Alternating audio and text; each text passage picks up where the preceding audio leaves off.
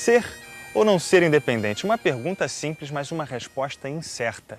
Um caminho sem volta que pode acabar com mais de 300 anos de união com o país de Gales, Irlanda do Norte e Inglaterra. My heart says yes, but my head probably says no. I'm going to vote no.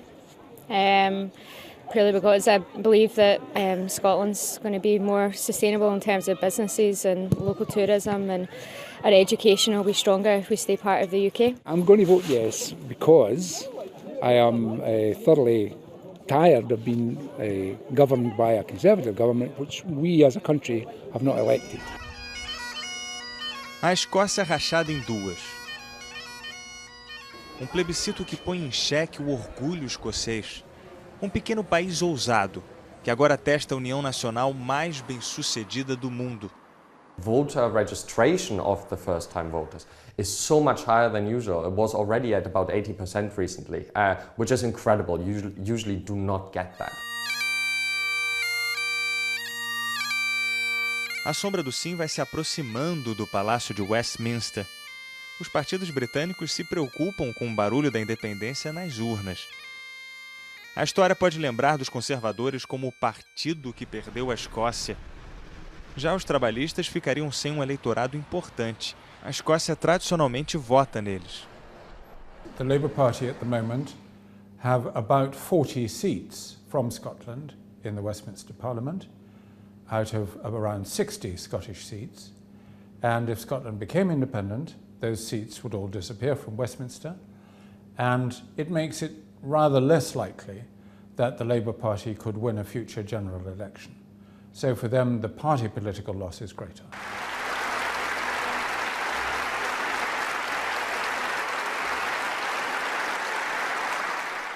I believe that we were making a huge mistake to take on risks that we don't need and giving up on opportunities that we actually need for our children and generations to come. In so many areas of life, of poverty, of food banks, of child poverty, of the loss of industrial jobs, Westminster stands indicted because of their running of the economy of Scotland.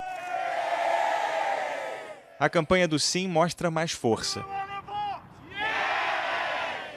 O não esbarra na polarização política que faz a ideia de união britânica soar bamba. Tanto que a 100 dias do plebiscito a campanha mudou de lema. Antes era melhor juntos, agora é não, obrigado. A Escócia já opera com grau elevado de autonomia local e seu próprio parlamento em Edimburgo decide várias questões regionais sem consultas a Londres. Mas economia, defesa, política externa continuam submissas à Casa dos Comuns e à dos Lordes na capital. The Scottish Parliament already has very significant legislative powers. So it has lawmaking powers over everything except for defence, national security and pensions, social security and the basic state welfare system. So what is now being considered is to transfer to the Scottish Parliament much more significant powers over taxation, in particular giving them control over levels of income tax, and also transferring to them some of the main elements of the system of social security and welfare. O futuro nacionalista está concentrado num relatório de mais de 600 páginas.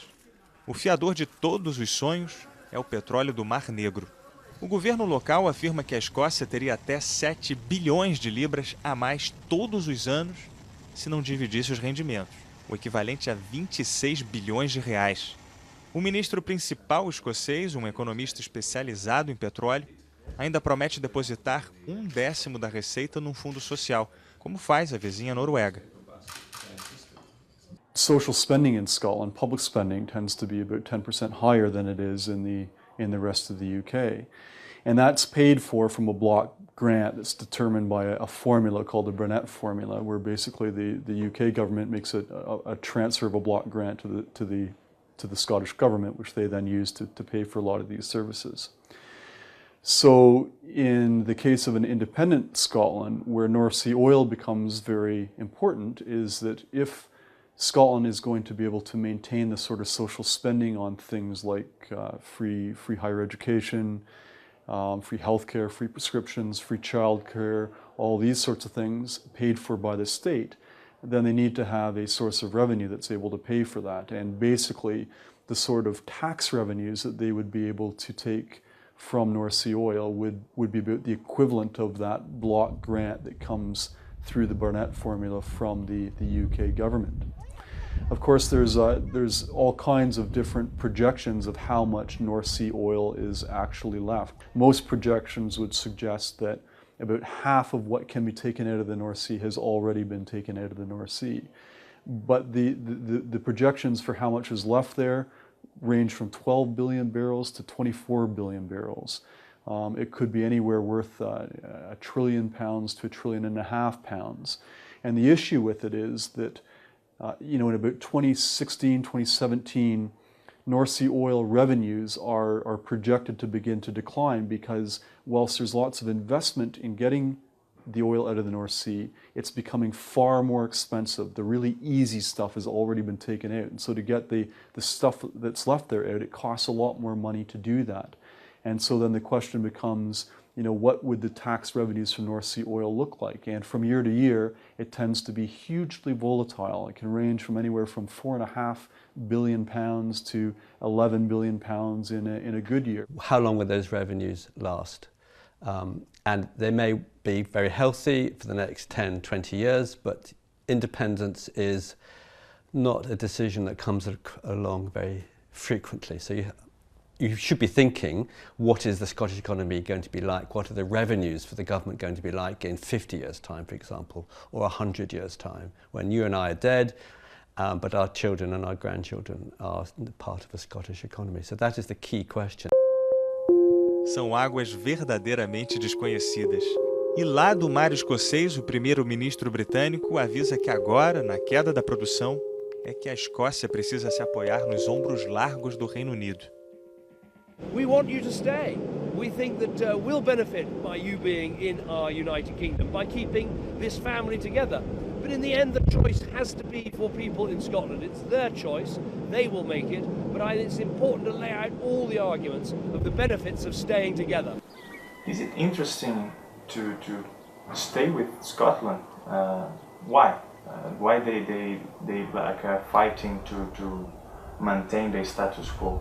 Well, I think there's a whole host of reasons for that. I mean, Scotland has a very diversified economy. It's not just North Sea oil. It has a long tradition in engineering. It has a big financial services industry. Edinburgh itself is about the 4th largest financial center in Europe. So it's got a diversified economy, and it's a wealthy place outside of London in the northeast of England. Even excluding North Sea oil, Scotland's about the second wealthiest part of the UK. So there's that aspect to it. There's also an aspect of a shared history that the rest of the UK has with Scotland. They've been in a union for over 300 years, since 1707. And so all the things that have happened over that period of time, both the Scots and the English have done together, including the former British Empire that they built. The second city of empire was Glasgow. So you have that shared history. And then there's the issue about what sort of influence would the UK have in the wider world as well.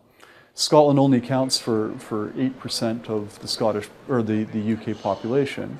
Scotland itself accounts for about 1/3 of the landmass of the UK, but having a unified union, a strong union, is still important for the UK generally.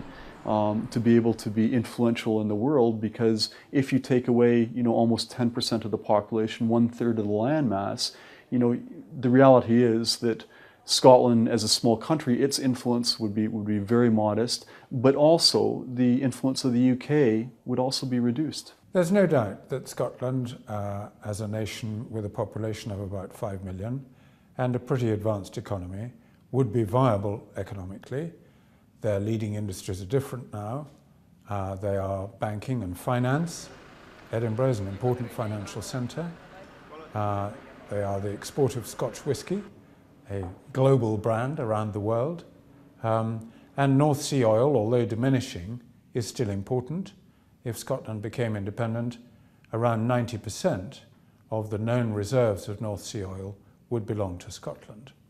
So They would probably see a reduction in their standard of living because Scotland does receive more money from the UK government than it currently gets in tax revenues.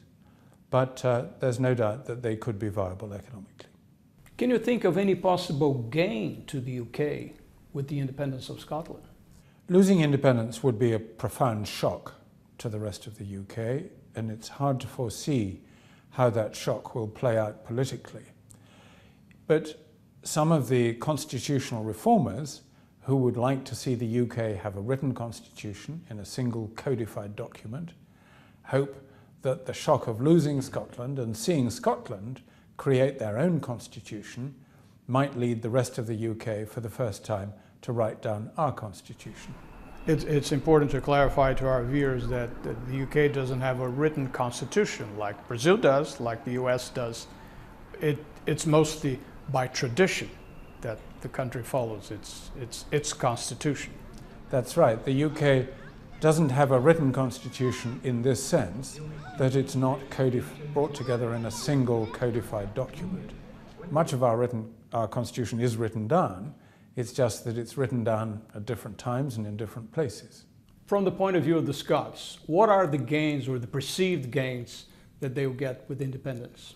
Scotland perceives essentially two gains from independence. The first is a largely party political one. Scotland has not voted Conservative for the last 30 or 40 years, but they've seen a succession of Conservative governments at Westminster, first under Margaret Thatcher in the 1980s, and now the Conservative-led coalition government under David Cameron.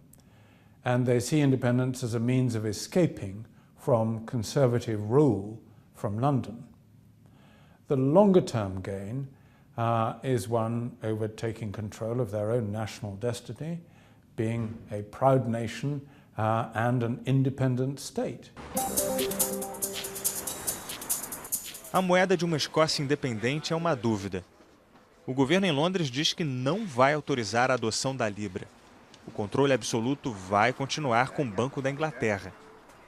A comunidade empresarial é contra a separação. Há medo de fuga de capitais e de empresas. Se não for um blefe do Reino Unido, o uso informal da Libra é uma opção. Seria como aqueles países latinos que usam o dólar como moeda e alguns até vão muito bem. Outra alternativa é substituir a Libra pelo euro. Só que esse caminho pode demorar. The three major UK political parties have all said that there would not be any sort of a currency union.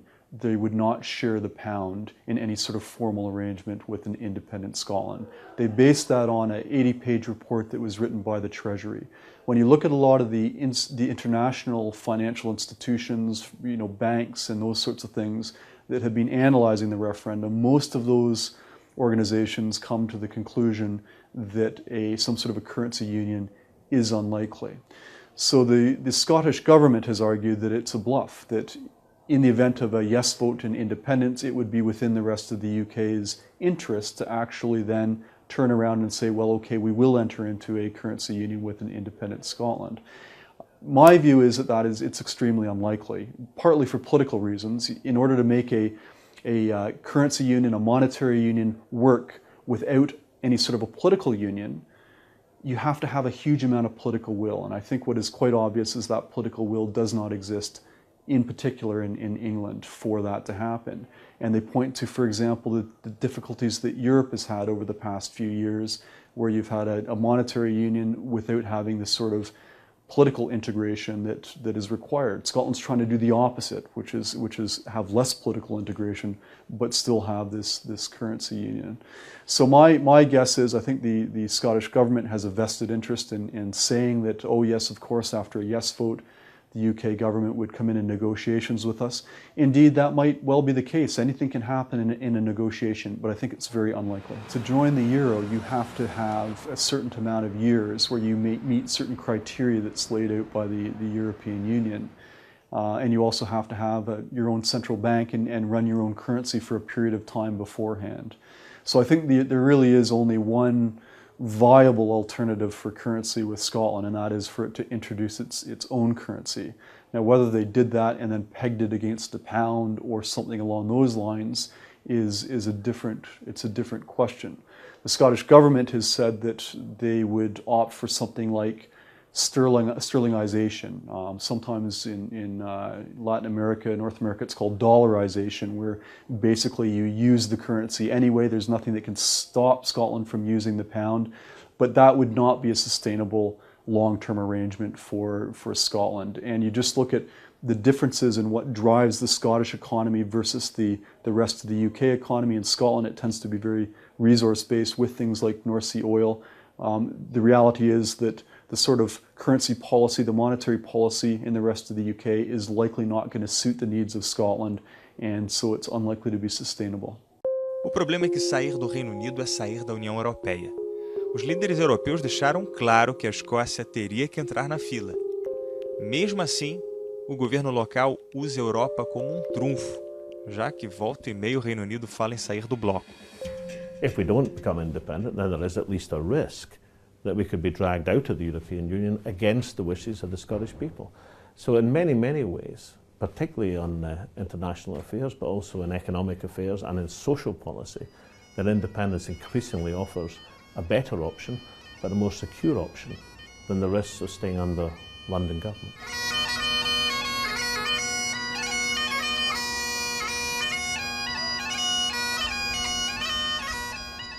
Take our lives, but they'll never take our freedom! O grito de independência e liberdade da Escócia vibra há longo tempo. O nacionalista William Wallace, incorporado na tela por Mel Gibson, já lutava no século XIII contra a dominação da Escócia pela Inglaterra.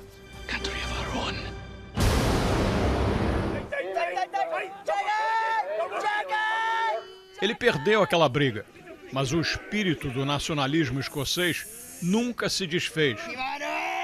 Mesmo depois da união formal entre as duas nações, selada em 1707, consolidando o Reino Unido, que hoje inclui ainda País de Gales e Irlanda do Norte. Continha também a hoje República da Irlanda Católica, que caiu fora da União no início do século XX, como alguns na Escócia pretendem fazer agora. Daí a preocupação de muitos britânicos hoje que uma vitória do sim torne-se um modelo que Irlanda do Norte e Gales poderiam seguir, a ponto de deixar só a Inglaterra como herdeira mestre do que já foi um vasto império mundial. My lords, pray be seated. Do you see the same model of looking for independence being applied to, let's say, Wales and Northern Ireland? If Scotland becomes independent, then undoubtedly Wales and Northern Ireland will think very hard about their own positions. And the leader of the Nationalist Party in Wales, Leanne Wood, has herself said at a lecture in this university only a couple of months ago that if Scotland becomes independent, then Wales would also seek a road to independence. Muitos britânicos ainda vivos são testemunhas do encolhimento territorial do país, o fim do império, com a independência das colônias a partir da Segunda Guerra Mundial e a lenta, mas crescente, perda de influência mundial.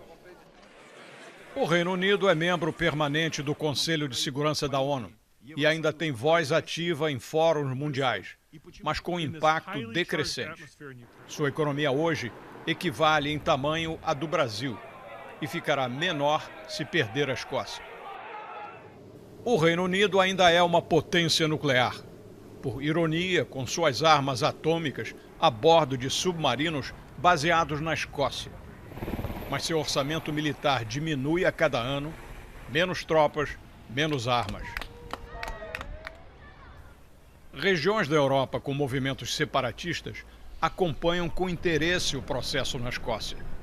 É o caso da Catalunha e do País Basco na Espanha, o norte da Itália, a Bavária na Alemanha, as duas partes da Bélgica. Há tempos, políticos escoceses sugerem a realização de plebiscito para decidir democraticamente sobre separação e independência. David Cameron, pressionado, acabou concordando com a votação. Até porque as pesquisas de opinião, tempos atrás, indicavam clara vitória do não, ou seja, dos contrários à independência, favoráveis a manter uma união que dura 300 anos. O problema é que na disparada final para o voto do dia 18, a opinião pública escocesa deu sinais de uma virada. Quando um respeitado Instituto de Apuração de Opinião Pública deu a entender que os escoceses poderiam votar sim pela independência, pânico no governo aqui em Londres. E também entre a oposição trabalhista, que teme perder sua tradicional forte votação entre os escoceses.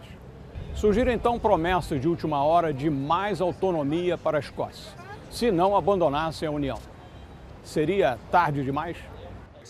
How final is this decision now? In case they decide to split from the UK, can they reverse that with another vote in a few years from now? If Scotland does vote yes in the independence referendum, it's likely to be by a very small margin, and it's a big step into the unknown, because many important issues then will be negotiated between the Scottish Government and the UK Government about what currency Scotland might have, whether it could automatically remain or become a new member of the European Union, and lots of other things where, so far, Alex Salmond's answer to the question, what will you do on this if you become independent, tends to be, we'll try and negotiate some kind of sharing arrangement with the rest of the UK.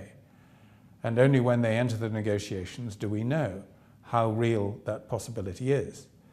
So it may be that as the terms of independence become known, if they're seen to be unfavourable to Scotland, that the people of Scotland will begin to have second thoughts.